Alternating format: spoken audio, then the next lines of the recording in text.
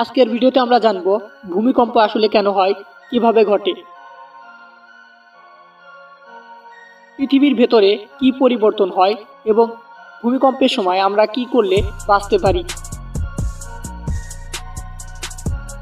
ভিডিওটি শেষ পর্যন্ত দেখলে ভূমিকম্প সম্পর্কে আপনার ধারণা পরিষ্কার হয়ে যাবে। ভূমিকম্প কি? ভূমিকম্পের মানে হলো পৃথিবীর ভেতরে হঠাৎ শক্তি মুক্ত হওয়ার ফলে মাটিতে কম্পন তৈরি হওয়া। পৃথিবীর একদম শক্ত একখানা পাথর না, এটি বিশাল বিশাল টুকরো অংশ দিয়ে তৈরি, যাদের বলে টেকটনিক প্লেট।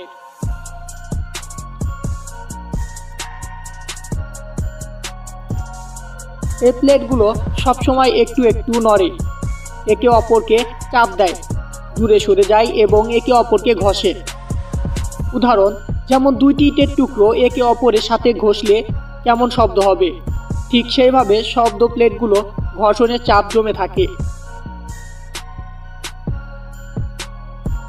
আর সে চাপ বেশি হলে হঠাৎ ভেঙে গিয়ে শক্তি বের হয়ে আসে, তখনই ভূমিকম্প সৃষ্টি হয়। ভূমিকম্পের প্রধান কারণ টেকটনিক প্লেট। পৃথিবীর ভূত্বক 7-8টি বড় প্লেট এবং অনেকটি ছোট প্লেট ভাঙা থাকে। এই প্লেটগুলো কখনো ধাক্কা খাওয়া, কখনো দূরে সরে যায়, আবার কখনো পাশ দিয়ে সরে যায়। যে জায়গায় প্লেটগুলো বেশি নড়ে সেইখানে বেশি ভূমিকম্প হয়। আগ্নেয়গিরির কার্যক্রম। আগ্নেয়গিরির ভেতরে ম্যাগমা উঠানামা করলে বা বিস্ফোরণ হলে ছোট বড় ভূমিকম্প হয়, একে বলে ভলক্যানিক আর্থকোয়েক। পৃথিবীর ভেতরে চাপ জমা হওয়া। পাথর স্তরে চাপ জমে ভেঙে গেলে শক্তি বের হয়ে ভূমিকম্প হয়, এটাকে বলা হয় ফল্ট লাইনের মুভমেন্ট।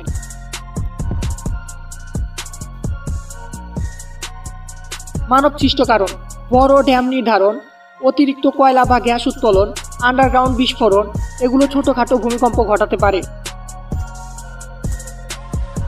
ভূমিকম্প কিভাবে মাপা হয়?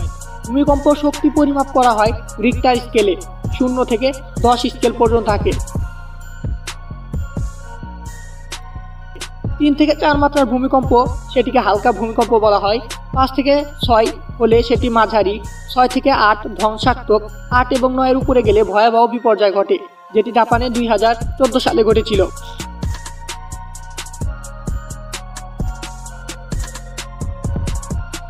ভূমিকম্পের লক্ষণ: অনেক সময় ভূমিকম্প হঠাৎ হয়, তবে কিছু এলাকা আগে থেকে ভূমিকম্প প্রবণ। কখনো ছোট ছোট কম্পন বড় ভূমিকম্পের আগাম সংকেত হতে পারে, কিন্তু নিশ্চিত বলা কঠিন।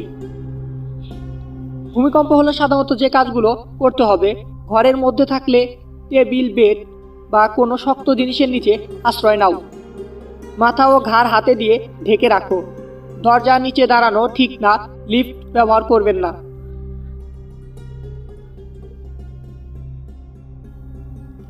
বাইরে থাকলে খোলা জায়গায় দাঁড়াও। ভবন, লাইট পোস্ট, সাইনবোর্ড, গাছ এসব থেকে দূরে থাকো। ভূমিকম্পের পরে সাধারণত গ্যাস লাইন, বিদ্যুৎ লাইন চেক করো।